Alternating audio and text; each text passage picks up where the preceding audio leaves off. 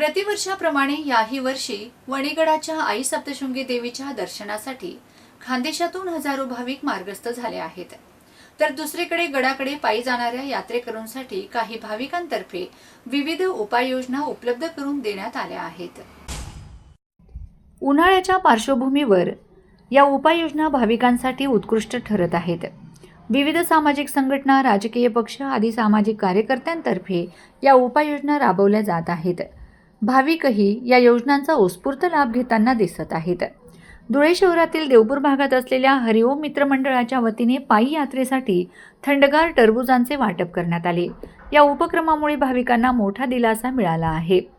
गेल्या 13 वर्षांची परंपरा जपत धुळे शहरातील हेमंत भालचंद्र पाटील, भूषण भालचंद्र पाटील, सुधीर भिला पाटील, अनिल अशोक मराठे, मुकेश तुकाराम पाटील, डॉक्टर परदेशी गणेश भामरे हे देखील पायी यात्रा करून अन्नदानाचे वाटप करीत आहेत। त्यांच्याही या उपक्रमाचे भाविकांतर्फे कौतुक केले जात आहे। सुनील गवळी सहसंपादक। दरवर्षी सालावादाप्रमाणे गडावर मैदान भाविकांसाठी पाण्याची बिस्किट असं 3 दिवस सेवा अखंड चालते। मैदान लोकांचे आनंद व्हायला त्यांना जास्तीत जास्त सुविधा लोकांना मिळालं पाहिजे यासाठी हा मित्र मंडळ सदैव सक्रिय असतात। आणि आमदार अनुप भैया यांच्या आदेशाने आणि आमदार कार्यालयावर हा कार्यक्रम केला आहे।